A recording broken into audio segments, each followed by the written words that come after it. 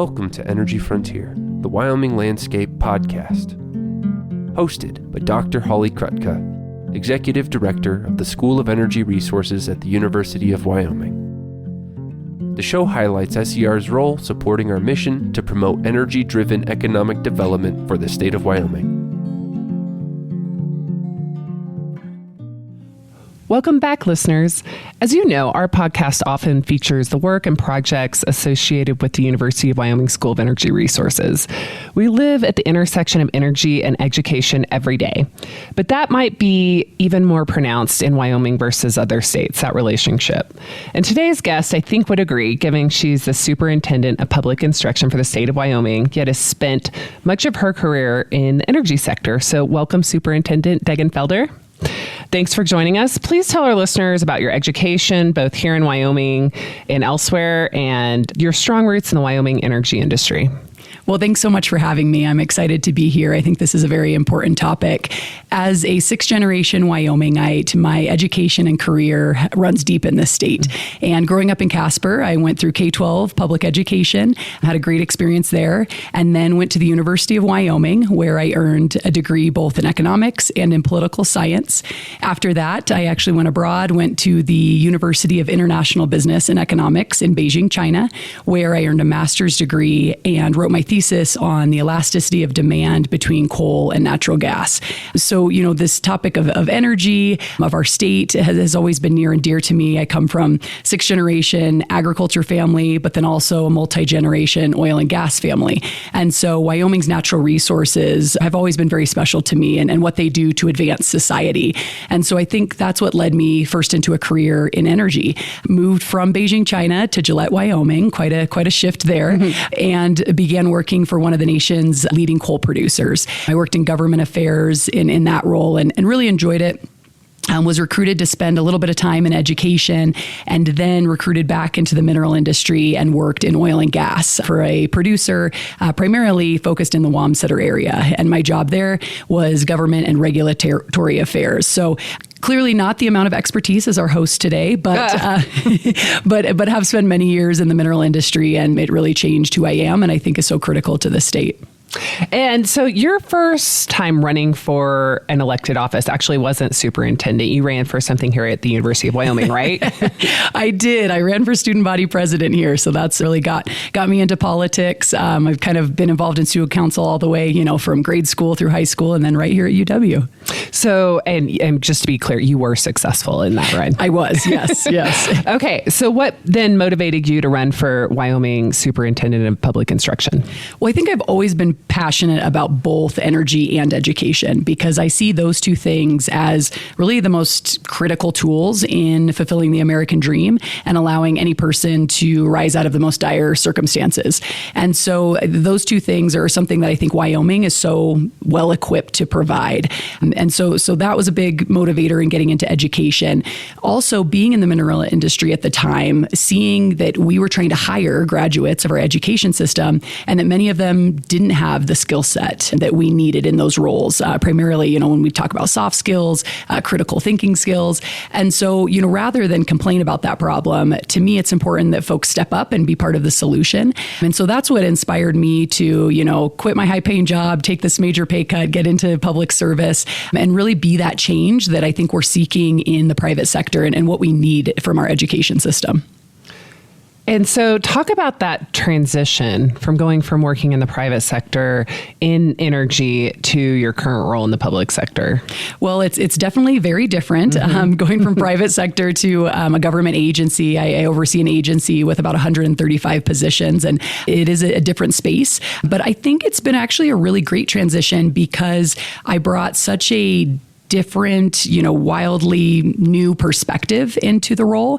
And while I've ruffled a lot of feathers, I think that has caused folks that have been so deeply entrenched in either government or education to think differently and say, we've been doing this the same way for decades. How can we change that? And I think that's been pretty well received. The other thing I would say is in everything that I do, I try to talk to the people that are on the ground, living, working, breathing these topics that we're talking about. I try to be in Cheyenne as infrequent frequently as possible. Just the last 3 days, I've been to, I think, 5 different schools in multiple corners of the state. And so trying to hear perspectives of those subject matter experts, but also bring together voices, that are non-traditionally engaged in education. So we've created stakeholder cabinets on about every topic, a policy topic that includes parents, business leaders, but also teachers, administrators. And so I think bringing those voices together, I've created a lot of buy-in in the process, and we've been able to make that transition successful. So energy and education are closely linked in Wyoming. You've already hit on some of the topics that here at the university, at our community colleges, in the K through 12 system, really, we're all preparing that energy workforce. And perhaps most importantly, however, the energy sector is the principal funder of the state's education system. So listeners can hear more about the tax side of things from the episode 8 with Ashley Harpstreet when she was at the Wyoming Taxpayers Association. But can you talk about energy's impact on education particularly from a funding perspective, and how your role kind of interfaces with that? Well, I'm really glad that you brought this up, because this is a soapbox that I often find myself on. I previously actually served on the board of directors for the Taxpayers Association. So this is something I care deeply about, and educating our public on who's paying the bills in Wyoming. I think it's important to know that. Of course, state's revenue, about 2/3 of all overall revenue, comes from the mineral industry. We are so dependent on the industry in our state because of our low population, but also our tax structure. And education is no different. Education is primarily funded by property taxes. We know property taxes, about 60% come from the mineral industry. Education is also funded by federal mineral royalties, of course, 100% from the mineral industry. And then also our state lands. And that, of course, our largest producer on state lands, most revenue comes from the mineral industry. So huge impact on, just education programming. That's not even to talk about the facility side. So we talk about school facilities. We're actually really at a crossroads right now, because for years and years and years, the coal industry, coal lease bonus payments, covered the cost of building new schools in Wyoming. Now that money has dried up, we don't have a sustainable revenue source, and we're finding ourselves in a difficult situation. So, to me, I've always said that if you're a strong advocate for public education, you are a strong advocate for the mineral industry. No exceptions, no ifs, ands, or buts. And when we have a strong mineral industry, we have a strong Wyoming. When we have a strong Wyoming, we have a strong America.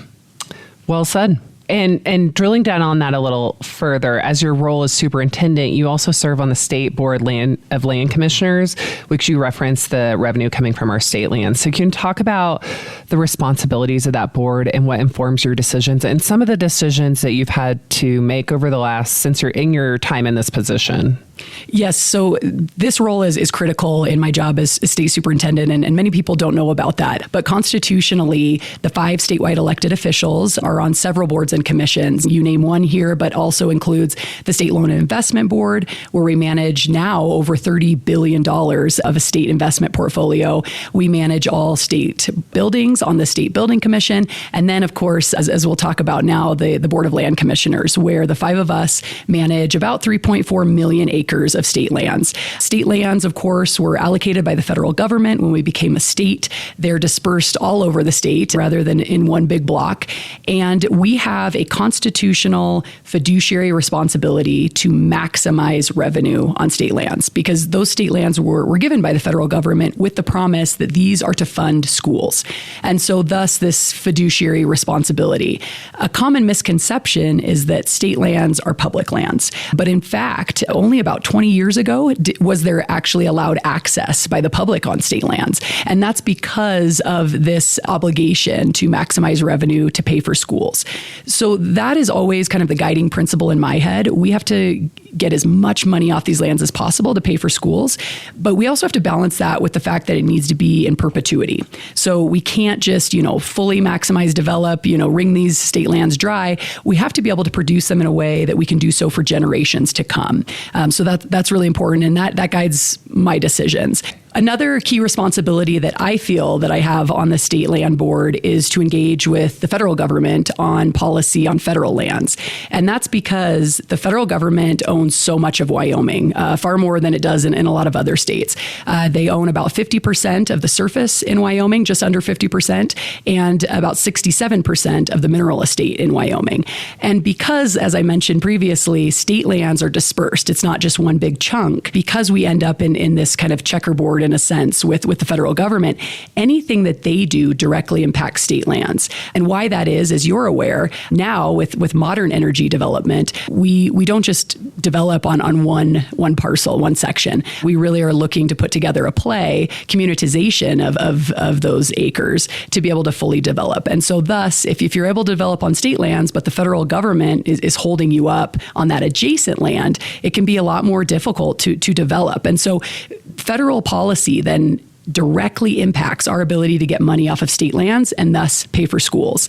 And that always is interesting to me because during the Biden administration, we had emails that came from the Secretary of Education that said, we need to increase funding for schools.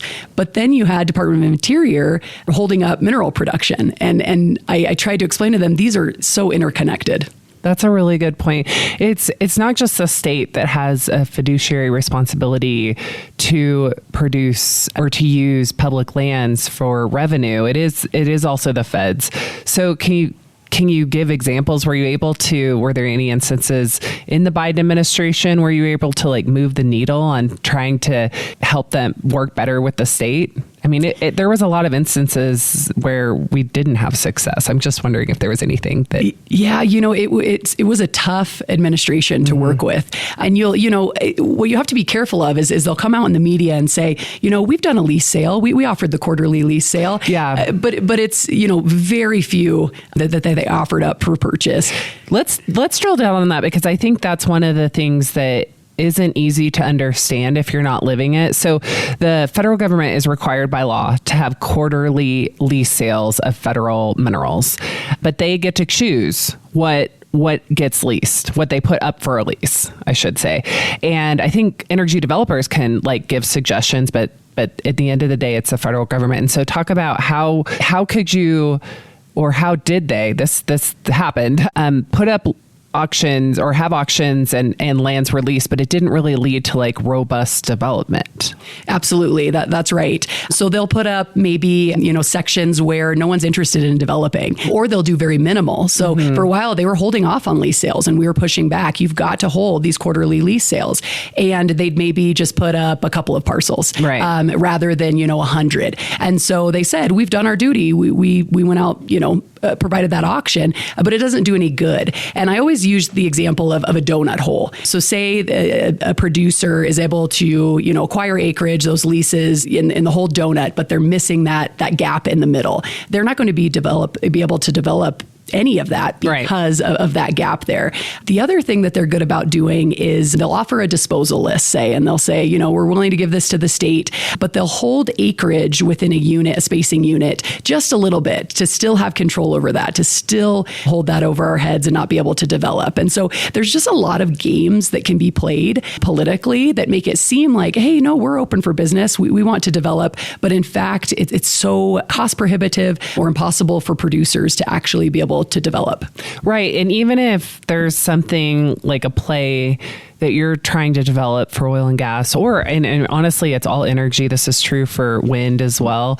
If there's any part of the project that impacts federal land or federal minerals anywhere, then the whole project has to follow the federal process, which is a different process for permitting.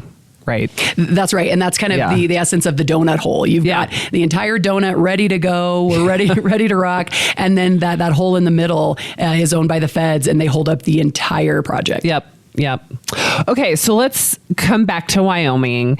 So Wyoming's economy is heavily reliant on the energy sector. We've talked about that. How does the education system prepare students for careers in traditional energy industries and equipping them for skills for new projects coming to the state, like nuclear energy, carbon capture, rare earth element extraction. And I could totally jump on a soapbox about this, but I'm interested in your thoughts, and also where do you think we should be going? Where do we need to invest and grow our education to make sure we're ready for today and tomorrow's energy sector?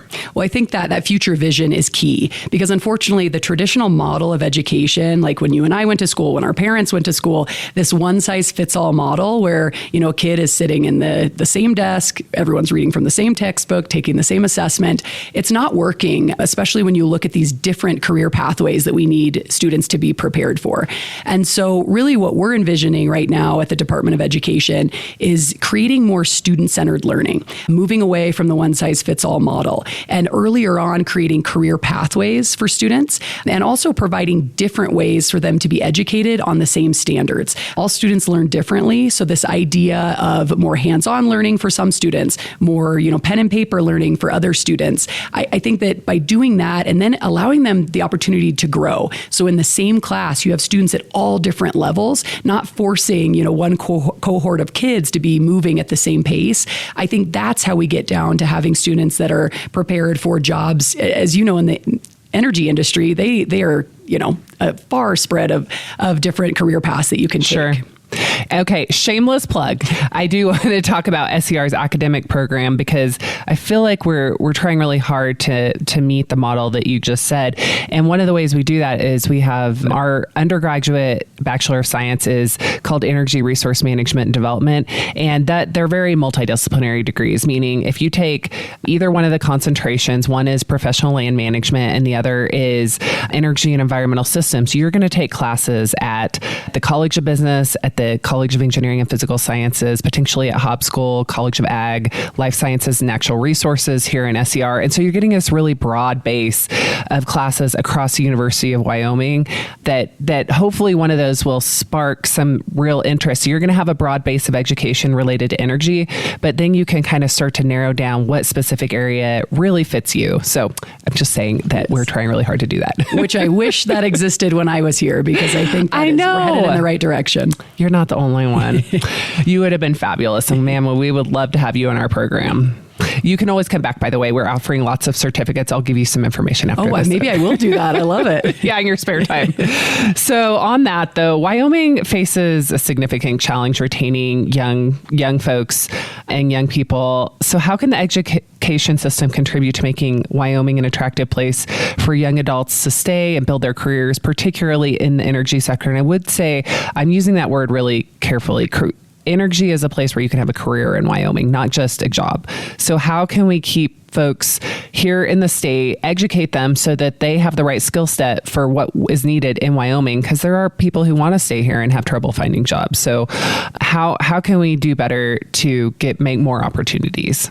Exposure. And I think that's exactly what you're talking about in these interdisciplinary courses in SER. I think our problem is that students don't even recognize the opportunities that we have in this state because they haven't been exposed to it. They haven't had that interaction. And so I think the earlier on that we could get kids out of the confines of a classroom, learning standards in a work-based setting, in a project-based setting, get mentors outside of the schools in business and industry, they're going to see what those opportunities are. And so that's what we're trying to build, these pathways that are really involving that, especially kids that maybe, learning from a textbook, that traditional pathway, that's not for them. But if you get them in and they're getting credit for their courses, but also getting work experience with an energy company, I think that's priceless. So I would say early exposure is number one.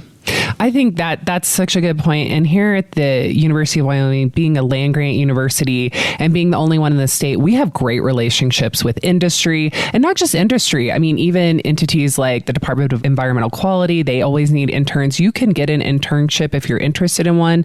There's also a lot of experiential learning. You can go see energy sites. You can go around the state. There's just, we have a lot of opportunity that other universities don't have. So I'd encourage students to tap into that.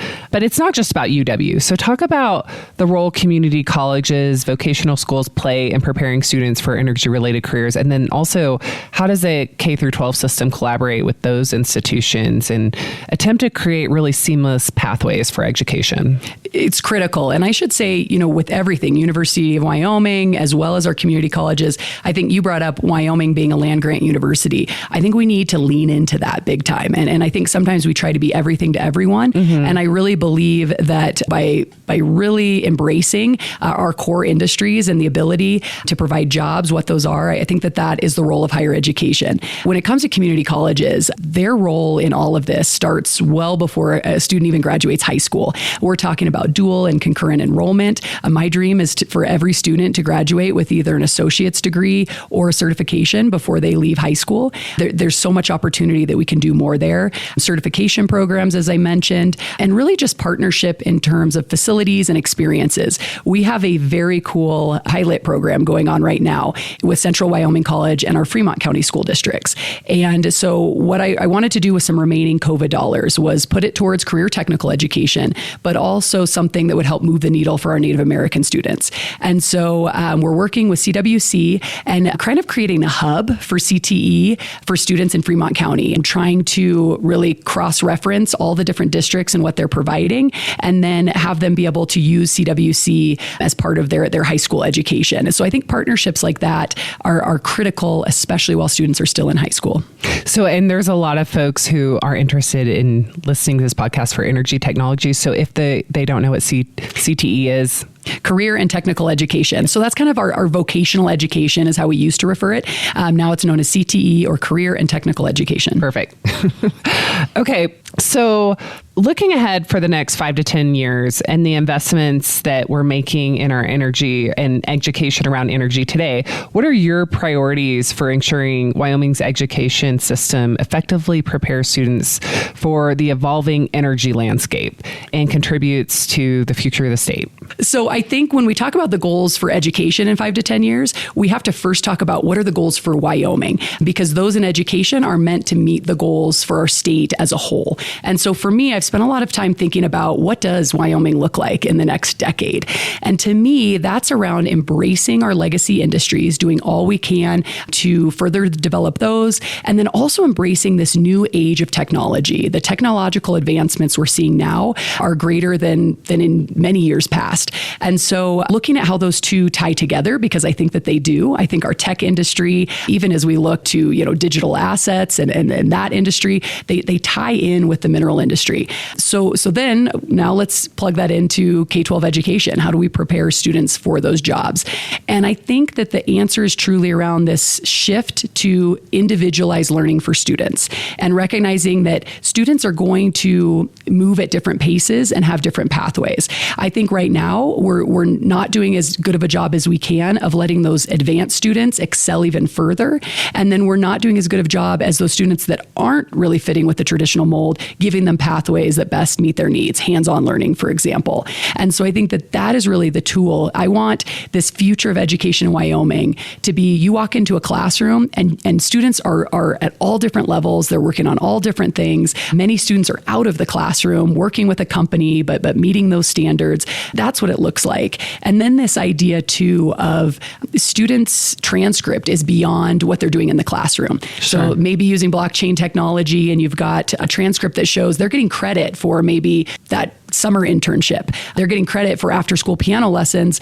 If they get their music credit there, then that frees up time to be able to do a welding class or experiment in other ways. So I probably spoke too much. I just get really excited about it because I think we have a great future ahead of us. No, I mean, what I'm hearing is, and this is my thought, Wyoming's the best place in the nation to do demonstrations of novel energy technologies. Our citizens are very energy savvy. They're interested. They feel it's important. And our surveys, over 90% felt, folks that we surveyed in energy communities felt strongly or very strongly that it was important for Wyoming to continue being an energy producer and exporter. This is part of our identity, and it funds our state and our education. So it's really about making sure that we're supporting students so that they can enter whatever industry they want in the energy industry. We'll be waiting there with open arms. And if we show them the opportunities in that sector, then they can choose to stay here and work in it. So that's my paraphrasing.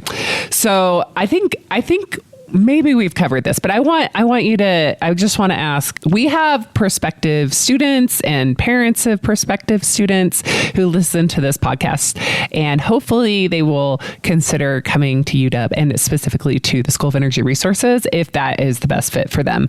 But I'd love to hear how have you personally benefited from your public education in Wyoming, K through 12, and then here at the University of Wyoming, and how has it set you up for success in your career? Well, I believe that I am who I am because of public education in Wyoming, and that's K through 12 and the University of Wyoming. You know, my K-12 teachers met me where I was. They pushed me out of my comfort zone. I had options too. That's why I'm really passionate about school choice options and making sure that, you know, we can meet students' needs no matter how rural of a community that they live in. But the University of Wyoming in particular, not only did I receive an incredible education, but without the Hathaway Scholarship, without my husband and I both receiving that, I would have never been able to go into public office, to run for office as quickly as I did, as early on as I did. That financial freedom that things like the Hathaway Scholarship provides, which, by the way, fully funded, right, by the mineral industry, yep. It's tremendous what it can do for people's future. Here too, you know, I was able to, study abroad, all expenses paid, play Division I rugby and travel the country. And then in my role as student body president, was able to start earning my experience lobbying the legislature for millions of dollars for Half Acre as a student. And so, you know, where else do you get to build your career like that before you even graduate? And, you know, if the School of Energy Resources would have been here, I would have been here on day one. It's just an incredible resource that I think that we have for our future students. Well, thank you. So, and building on that, one of the things we talk about a lot on this podcast is leadership. And so I'm interested in understanding one of the most important components of good leadership is communication. And you're having to go out and you have a vision for the state's education system. And it sounds like you're going out and communicating across the state, visiting all corners of Wyoming. Can you talk about what your approach to leadership and what you've learned, maybe not just in this job, but as you've moved throughout your career? Well, I think people are desperate for strong leadership. We need that in this country, in this state. You think back in 1869 when we granted women the right to vote. No other state had done that. That was a wildly bold decision that we made. And so I think that here in the state, people are ready for that kind of leadership to stand up and say, this has never been done before, but the rest of America is going to follow if we do it right here. And so I think that being able to step up and think of those out of the box ideas and take those risks is really important. And we need folks that aren't just standing for office, they're running for office, that are excited about the future of our state. My approach to leadership has been a lot of listening. As I said, it is not about me being in an office in Cheyenne. It's about getting out in communities and listening and then responding to those. I can't tell you how many people have been surprised when they said, you're doing exactly what you said you would do. And I don't know why that should be such a shock, but unfortunately, that's what, you know, politics and leadership all too often becomes. So I think, listening, responding to that has been really important for me. And there's so much out of your control as a leader. So focusing on what you can control, and then just being, wildly open and clear about what you want to do. I want everyone to know where I stand. Maybe you disagree with where I stand, but you know where it's at. I think that's very important, and that's missing a lot in leadership these days. Sure. Well said. And I think it's interesting as you study really good leaders and meet folks who've been successful. It's funny. It's even if your background, obviously you have been engaged with energy and education for a long time. But if you hadn't gone to the entire process in Wyoming of being educated here and didn't have that level of familiarity, just going and listening to folks who are, like you said, you're listening to teachers in the classrooms, that takes you a long way. Just the fact being willing to listen. So that's where all the good ideas seem to be from the people on the ground. Absolutely. And then responding to those, making it happen, not just listening and going back to your office and going about your work, but really sitting down and getting in the weeds and say, how do we make this happen? Such little things we've been able to do for teachers that for years they've been asking for. And it's just that responsiveness. And then the other piece too is just building within your own entity, but then beyond is just strong culture. Yeah. I think culture culture is everything in an organization. We're trying to build that at the Department of Education, but I'm also trying to just build that in Wyoming education in general, because that's how we're successful. People have to be bought into the mission to put the effort into it. And so that's a really important part as well.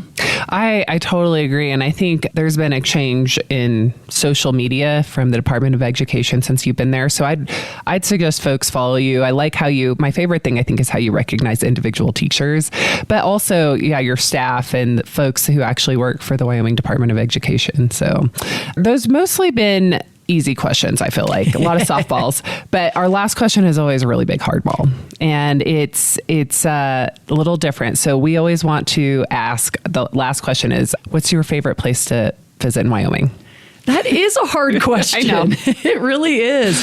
I love Wyoming so much. And there's so many best kept secrets, about it. I am a lifelong outdoors woman. I, started hunting big game and birds when I was a young teenager and, have climbed everything from the Grand Teton to Devil's Tower and just love every corner of the state. But I would probably say Square Top Mountain in the Wind Rivers. That's where I grew up elk hunting with my dad. And, when you're a young kid and forced to be camping, roughing it, no cell service. That's where you learn, I think, the best life lessons. And, one of which it makes me think of, and I quote, this was from my dad, he taught me, elk hunting ain't about killing an elk. And it just has been a message that has been, something that's powerful to me. And then I'd be remiss if I didn't mention, I think probably my favorite, most safe place in the world was my family's ranch. Yeah. Outside of Casper. That's really, where I grew up, spending all my extra time. And the fact that, when my grandfather was in high school living out there, they lived in a shack with no water or electricity. They took that from half a section to, I think, over 10,000 acres, put in the fence, made it into what it is. And even my mom lived in, a family of 6 in a 1,000 square foot home there. They put everything they had into the ranch and didn't live frivolously or anything. It was just about the ranch. And I think that place is more than just a place to me. It's symbolic of that's what we need to do for our communities. It's about something greater than yourself. And so it's a really, really special place to me. Well said. Well, thank you so much for everything you do for Wyoming, for our students across the state, for the state as a whole, for us here at the School of Energy Resources, and thanks for doing the podcast. Thanks so much for having me. Thank you for listening to this episode of Energy Frontier, the Wyoming Landscape, the podcast that highlights the School of Energy Resources at the University of Wyoming. You can expect a new episode of Energy Frontier every Wednesday on Apple Podcasts, Spotify, or wherever you listen to podcasts. See you next time.